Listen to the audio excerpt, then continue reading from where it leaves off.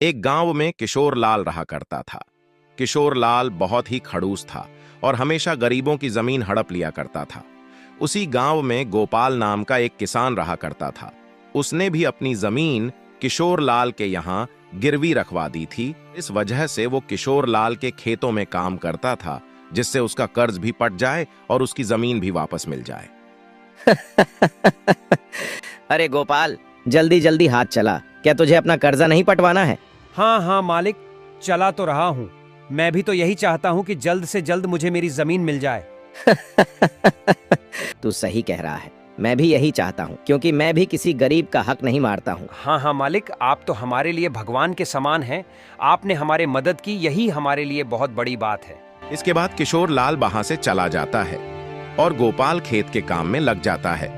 गोपाल को काम करते करते 1 बरस हो गया था, पर अभी तक किशोर लाल ने गोपाल की जमीन वापस नहीं की थी। इसी वजह से वो काफी परेशान था। गोपाल काम करके घर आता है तो उसके पत्नी शीला बोलती है, अजी सुनते हो, अब तो 1 बरस होने को आ गया है। आपने अभी तक रुपए नहीं पटा पाए। आपने तो मात्र 20,000 रुपए लिए थे और हमारी जमीन तो पूरे 2 लाख की है। और ये किशोर लाल सेठ हमारी जमीन हमें वापस क्यों नहीं कर रहा है? अरे भाग्यवान, तुम शांत रहो, सब ठीक हो जाएगा। मैं इस बारे में सेठ से बात करूंगा। वो बहुत ही चालाक है। इस वजह से मुझे नहीं लगता कि वो हमारे खेतों को आसानी से वापस करेगा। अगर उसने हमारे खेत हमें वापस नहीं किए तो हम तो बर्बाद हो जाएंगे। हम क्या करेंगे? क्या हमें पूरी जिंदगी इसी तरह काम करना पड़ेगा? अरे भगवान, तुम क्यों परेशान हो रही हो? मैं कुछ न कुछ उपाय निकालकर अपनी जमीन वापस ले ही लूंगा। अगले दिन गोपाल सेठ किशोर लाल के पास जाता है और बोलता है, सेठ जी, अब तो पूरे 1 बरस हो गया है। अब तो मेरा कर्जा भी पट गया होगा। अरे गोपाल, अभी कहां से पट गया? तुम्हारा कर्जा अभी तो तुम्हें इस बार भी काम करना पड़ेगा, तब जाकर पटेगा। मालिक, ये आप क्या कह रहे हैं? 1 बरस मैंने आपके पास काम किया और मैंने आपसे मात्र 20,000 रुपए तो लिए थे। मुझे पता है, मुझे ज्यादा बताने की जरूरत नहीं है। मैं तुम्हें जितना कह रहा हूं उतना ही करो। अगर जमीन वापस चाहिए तो काम तो करना ही पड़ेगा, वरना जाओ अपने घर। ये सब सुनकर गोपाल समझ जाता है सेठ उसके साथ बेईमानी पर उतर आया है और गोपाल अपनी एक तरकीब लगाता है।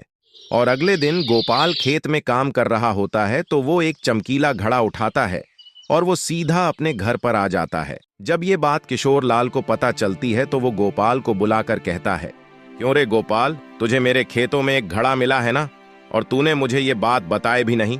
ये तो अच्छा हुआ कि ये बात मेरे आदमियों ने मुझे बता दी। चल चल ला वो घड़ा मुझे दे। अरे नहीं मालिक, मुझे कोई भी चमकीला घड़ा नहीं मिला है। लगता है आपको कोई गलतफहमी हुई है। नहीं, मुझे कोई भी गलतफहमी नहीं हुई है। मेरे आदमियों ने कहा है कि तुझे एक चमकीला घड़ा मिला है। जरूर वो एक सोने का घड़ा होगा, इसीलिए तो तू झूठ बोल रहा है। जल्दी से वो घड़ा दे मुझे। अरे नहीं मालिक, वो कोई सोने का घड़ा नहीं है मालिक। वो तो एक जादुई घड़ा है और वो मैं आपको नहीं दूंगा, क्योंकि वो मुझे मिला है। क्या? तू मुझे वो नहीं देगा? क्यों? वो मेरे खेतों में निकला है, इसीलिए उस पर मेरा हक है। नहीं मालिक, उसे मैंने निकाला है, इसीलिए उस पर मेरा हक है। अगर आप वो जादुई घड़ा मुझसे जबरदस्ती छीनेंगे तो मैं पंचायत में जाऊंगा। ये सुनकर सेठ किशोर लाल काफी परेशान हो जाता है, क्योंकि उसे पता था अगर ये पंचायत में गया तो जादुई घड़ा उसी को मिल जाएगा। इसी बात पर वो गोपाल से कहता है, अच्छा गोपाल, तू तो अपना ही आदमी है, पंचायत में क्या जाने की बात करता है। एक काम कर, वो जादुई घड़ा मुझे दे दे, उसके बदले में मैं तुझे तेरी जमीन वापस कर देता हूँ। मुझे आपकी बात पर विश्वास नहीं है मालिक। अगर आपने जादुई घड़ा लेकर भी मेरी जमीन वापस नहीं करी तो मैं क्या करूंगा? अरे नहीं नहीं, मेरी बात पर भरोसा रख। अच्छा तो ऐसा कर, पहले अपने खेत के पेपर ले ले, इसके बाद मुझे वो जादुई घड़ा दे देना। ठीक है मालिक, मैं अभी अपने घर जाकर वो जादुई घड़ा ले आता हूँ। तब तक आप कागज तैयार रखें। और यह कहकर गोपाल अपने घर चला जाता है और कुछ देर बाद वो जादुई घड़ा लाता है और उसे देखकर सेठ गोपाल को उसके खेत के पेपर उसको वापस कर देता है और गोपाल भी सेठ को जादुई घड़ा दे देता है और गोपाल अपने घर आ जाता है। मुझे जादुई घड़ा मिल गया, अब तो मैं मालामाल हो जाऊंगा। ऐ जादुई घड़े, मुझे बहुत सारा सोना चांदी दे दे। ऐ जादुई घड़े, मुझे बहुत सारा माल दे दे। पर वो घड़ा सेठ को कुछ भी नहीं देता है और सेठ फिर से कहता है, जादुई घड़े दे देना देता क्यों नहीं है? मैं मालामाल होना चाहता हूँ, देना देता क्यों नहीं है? पर फिर भी वो घड़ा सेठ को कुछ नहीं देता है। इस पर सेठ को बहुत ज्यादा गुस्सा आ जाता है और वो घड़े को फेंक देता है जिससे उसके 2 टुकड़े हो जाते हैं। इसके बाद सेठ गोपाल के घर जाता है। तूने मुझे बेवकूफ बनाया, उस जादुई घड़े ने मुझे कुछ भी नहीं दिया। हाँ हाँ, मुझे पता है कि आपको कुछ भी नहीं देगा, क्योंकि वो घड़ा मामूली था। इसीलिए मैंने उस पर सोने का पानी चढ़ा दिया था, जिससे वो जादुई लगे, क्योंकि मुझे अपने पेपर वापस चाहिए थे। आप मुझे धोखा दे रहे थे।